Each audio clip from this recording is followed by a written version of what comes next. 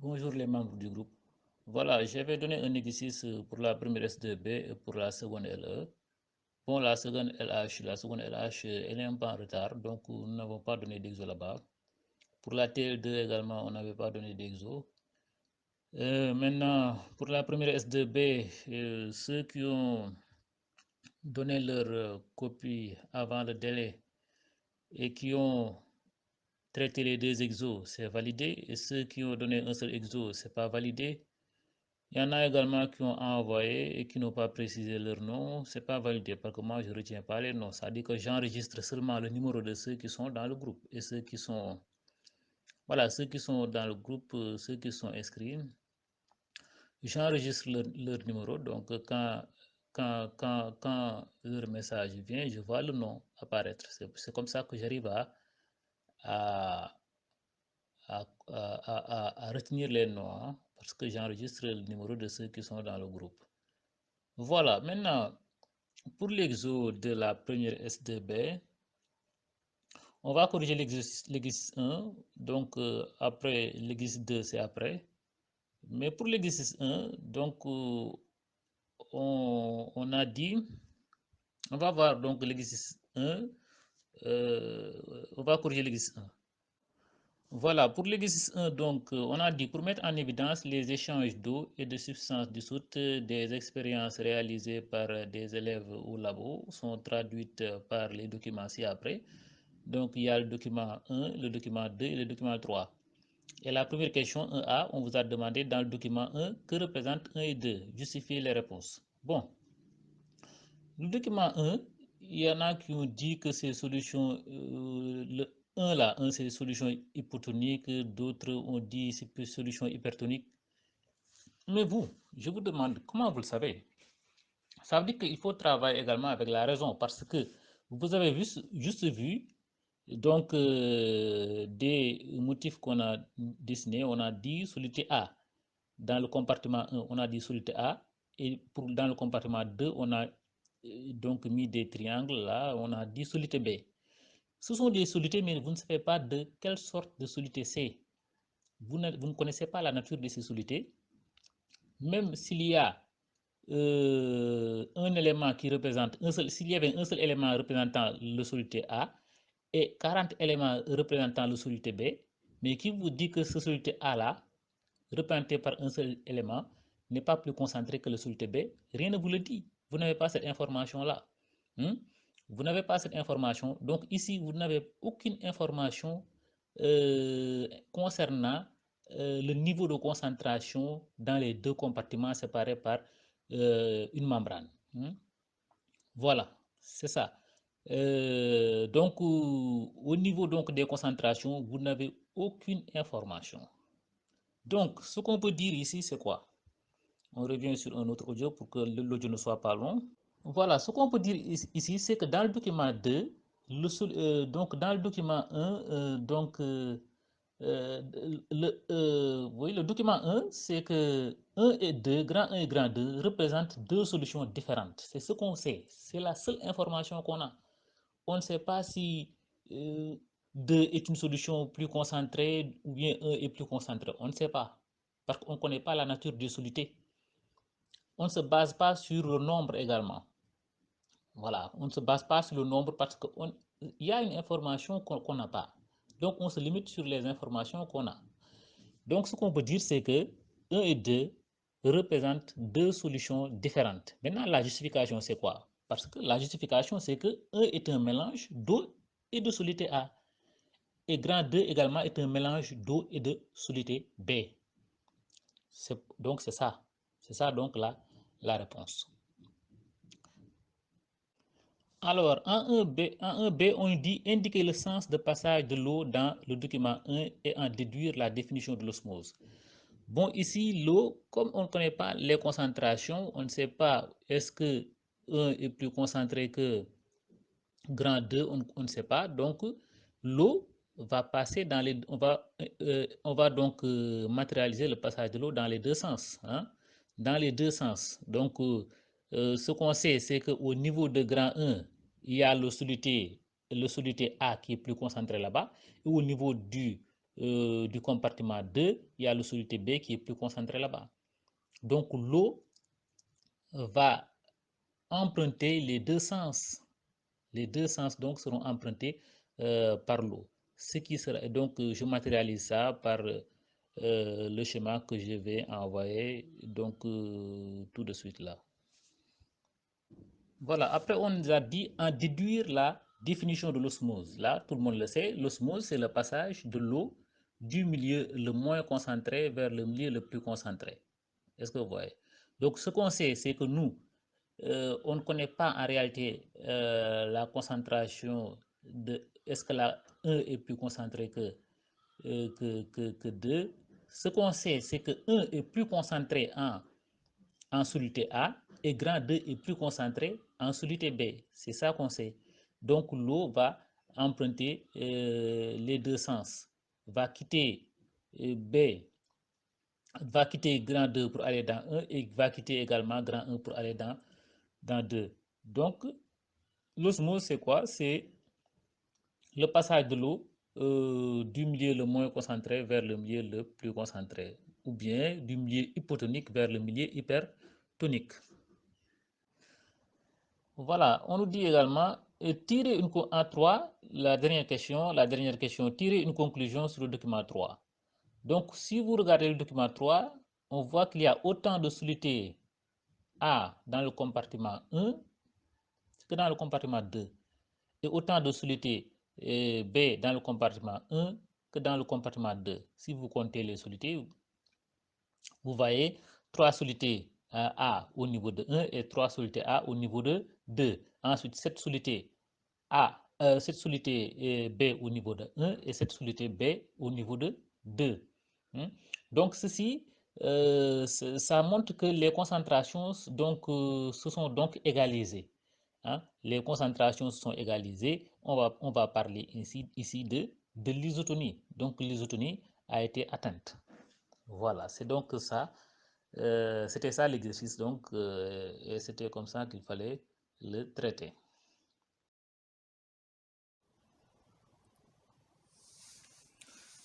Voilà, pour la première S2B, on va corriger l'exo 2. On nous dit pour étudier la pression osmotique, on a pratiqué des expériences avec des cylindres de pommes de terre de 50 mm de haut et de 50 mm de diamètre. On a préparé 6 cylindres. On place les 5 cylindres dans 5 tubes à essai contenant des solutions à différentes à concentration croissante. Maintenant, on a le tableau. Donc, vous avez avec vous le tableau. Les tubes, c'est les tubes numérogés de 1 à 6, à 5, de 1 à 5. Les solutions, on a l'eau d'ici et des solutions de saccharose à concentration différente, 10% pour T2, 20% pour T3, 30% pour T4 et 40% pour T5. Et il y a également les longueurs des cylindres après 1 heure. En millimètres, ces longueurs varient. Donc, au niveau de T1, on a 53, 51,5 pour T2, 50 pour T3, 48,5 pour T4 et 47 pour T5. Maintenant, on demande à 1 de calculer la concentration molaire de chaque tube. Ensuite, de représenter les réponses sous forme de tableau. Maintenant, pour calculer les concentrations donc, molaires, donc en 1, on va calculer les concentrations molaires en 1. Les concentrations molaires donc en 1, concentration molaire, donc c'est ça qu'on nous demande de calculer, les concentrations molaires. Maintenant, vous savez que donc la concentration molaire N égale C sur M, C étant la concentration massique. Maintenant, au niveau de T1, qu'est-ce qu'on a? On va calculer d'abord la concentration massique. Et quand on calcule la concentration massique, donc parce qu'on nous a donné les concentrations massiques en pourcentage au niveau de chaque tube. Maintenant, au niveau du type 1, il n'y a pas de concentration, de l'eau tissée, c'est 0. Donc, au niveau du type 1, on a C1 égale 0. Donc C1, c'est 0. Hein? T1 égale 0. Donc 0 grammes par litre. Hein? Au niveau du type 1, 0 grammes par litre parce qu'il n'y a pas de... Donc ce qui fait que N1 également, qui est la concentration molaire, c'est 0 mol par litre. 0 mol par litre. Donc 0 mol par litre au niveau du tube 1 pour la concentration molaire. 0 mol par litre pour T1. Maintenant pour T2, au niveau de T2, qu'est-ce qu'on a? Au niveau de T2, on va avoir C2 qui est la concentration massique égale 10 sur 0,1. Donc 0,1. Donc parce que 10% c'est 10 grammes de saccharose dissous dans donc 100 millilitres, à savoir dans 0,1 litre. Donc ça nous fait C2 égale 100 grammes par litre. Hein? C2 égale 100 grammes par litre. Cela implique que donc N2 va être égal à N2 qui est la concentration molaire. N2 égale 100 sur 342. Les 342 là, ça représente donc la concentration, la masse molaire donc du saccharose. Et ça nous donne donc N2 égale 0,29 mol par litre. 0,29 mol par litre. Maintenant, pour T3, vous avez C3 égale 20 sur 0,1, ce qui nous donne 20 sur 0,1, c'est 200 grammes par litre. Donc N2 égale, on prend 200 grammes, c'est 200 grammes. Donc on prend C sur M. La masse molaire du saccharose, c'est toujours 342 grammes par mol. Et ça nous donne donc N2 égale 0,58 mol par litre. Ensuite T4. Donc T4 donc T4, pour T4 on a C4 égale 30 sur 0,1. Ça nous donne C4 qui est égal à 30 sur 0,1, c'est 300 grammes par litre. Donc C4 égale 300 sur 342. 300 sur 342. Et ça nous donne 0,88 mol par litre. Et enfin, au niveau de T5, on a C5 qui est égal à 40 sur 0,1. Ça nous donne 40 sur 0,1, 400 grammes par litre. Donc N5, la masse molaire au niveau donc du tube 5, la concentration molaire plutôt.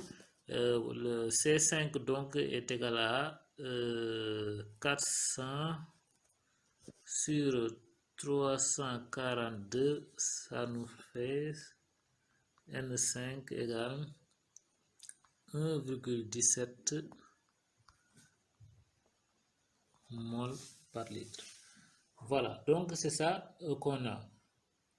Alors, les concentrations donc qu'on a, donc vous voyez, ici T2, T1, donc c'est 0 mol par litre, T2 c'est 0,29 mol par litre, T3 c'est, je dis N3 plutôt, N2 plutôt, N2 c'est, bon, je voulais dire ici que N2 c'est 0,29 mol par litre, N1 c'est 0 mol par litre, N2 c'est 0,29 mol par litre, N3, ici c'est N3, c'est N3, N3 c'est 0,58 mol par litre, N4 c'est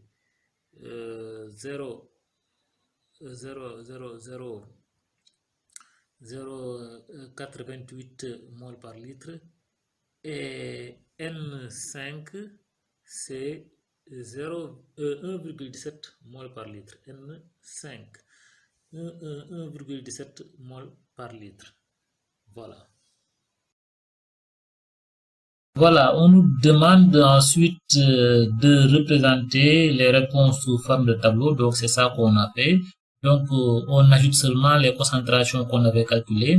Donc pour T1 on avait trouvé 0 mol par litre, pour T2 on avait trouvé 0,29 mol par litre, pour T3 on avait trouvé 0,58 mol par litre, pour T4 on avait trouvé 0,88 mol par litre et pour T5 on avait trouvé 1,17 mol par litre. Donc c'est ce tableau à 3 entrées que vous devez construire. Maintenant, pour la question 2, on nous demande de représenter graphiquement ces résultats en fonction de la concentration de la solution de chaque tube et de mettre en abscisse donc les concentrations et en ordonner les longueurs. C'est ça que nous allons faire. Donc on a construit donc notre courbe. Donc vous voyez, c'est la courbe du nombre d'espèces en fonction la courbe de la longueur en fonction de la concentration molaire plutôt, et nous avons choisi comme échelle 1 cm pour 10 ml pour les longueurs et 1 cm pour 0,1 mol par litre pour les concentrations. Bon, mais vous pouvez prendre pour ce qui est de, si vous tracez dans un cahier, donc dans une feuille, donc vous pouvez prendre 1 cm pour 5 mm et 1 cm pour 0,1 mol par litre. Ça sera adéquat pour votre copie de devoir. Maintenant, nous avons pris 1 cm pour 10 mm et 1 cm pour 0,1 mol par litre. Et nous avons donc cette courbe-là. Hein, c'est cette courbe que nous avons obtenue. Donc, normalement, vous devez avoir une courbe similaire. Alors, on demande maintenant d'analyser ces expériences et ces résultats pour préciser la concentration du sucre vacuolaire des cellules de pommes de terre. Vous voyez bien, on a dit d'analyser ensuite pour préciser la concentration du sucre vacuolaire des cellules de pommes de terre. Donc, c'est ce qui va nous permettre de répondre à la question 4. Hein. Donc, voilà. Maintenant, pour l'analyse, donc, nous sommes au niveau du 3. Pour analyser, donc, on sait que dans l'eau distillée, on observe donc une élongation de la longueur des cylindres qui passe de 50 mm à 53 mm. Hein. C'est ça qu'on avait observé ici au niveau du tableau. Hein. Donc, vous voyez, cette élongation-là. La longueur de départ, c'était 50 mm. Maintenant, au niveau de T1, on a 53 mm. Et la deuxième donc, analyse que nous allons faire, c'est que dans une solution de saccharose à 0,58 mol par dans une solution donc de saccharose à 0,58 mol par litre, nous sommes là. Qu'est-ce qu'on a? On ne note aucune variation de longueur. Donc, on est là, parce que 50 mm toujours. Hein, à 0,58 mol par litre, donc il n'y a pas de variation de la longueur des cylindres de pommes de terre. Maintenant, pour une concentration maintenant, pour la troisième analyse qu'on va faire, c'est que pour une concentration de saccharose qui est inférieure à 0,58 mol par litre, donc c'est toutes ces concentrations-là, hein, est inférieur à 0,5 mol par litre, on note une augmentation de longueur des cylindres. Ici, il y a augmentation de longueur des cylindres. Ici, il y a augmentation de longueur des cylindres. Donc, pour toute concentration inférieure à 0,58 mol par litre, on note une augmentation de la longueur des cylindres. Par contre, pour des concentrations supérieures à 0,58 mol par litre, donc ça veut dire à partir d'ici de là à là, vers la droite, on a donc une diminution de longueur des cylindres. Vous voyez bien ici, la longueur donc des cylindres diminue, passe de 50 à 48,5 et ici ça diminue en tombant jusqu'à 47 mm. Donc ici on a une diminution donc de la longueur des cylindres. Donc pour des concentrations qui sont supérieures à 0,58 mol par litre, on note donc une diminution de la longueur des cylindres. Maintenant, pour préciser maintenant disons, pour préciser donc la concentration du sucre vacuolaire, donc on sait qu'à N égale 0,58 mol par litre, on a c'est l'isotonie. C'est l'isotonie. Donc, et quand on atteint l'isotonie, donc la concentration du sucre vacuolaire donc sera égale à la concentration donc de la solution de saccharose, à savoir 0,58 mol par litre. Donc ici, nous avons donc la concentration du sucre vacuolaire qui est égale à 0,58 mol par litre. Voilà la question numéro 3. Pour la quatrième et dernière question, on nous a dit en déduire la pression osmotique au niveau des cellules de pomme de terre. Alors, pour trouver cette pression osmotique, on se réfère à l'isotonie. Donc, vous savez qu'à l'isotonie, donc, la concentration du sucre vacuolaire est égale à la concentration de saccharose. Et à l'isotonie, donc, vous avez la concentration molaire qui est égale à 0,58 mol par litre. Donc, c'est là où on va calculer pi. Donc, pour la question 4, on va dire pi égale N RIT. On a donc N égale 0,58 mol par litre. On a R qui est égal à 0,082 constante des gaz rares.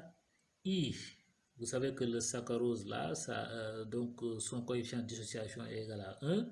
C'est une macromolécule, donc I égale 1 et T, donc la température en Kelvin, donc 27 degrés. Je vous avais demandé de prendre 27 degrés, c'est une donnée qu'on avait oublié de mettre dans l'exo. 27 degrés Celsius plus 273 et ça nous donne 300 Kelvin. Voilà, 300 K. Ensuite, on peut passer à l'application numérique. Pi égale 0,58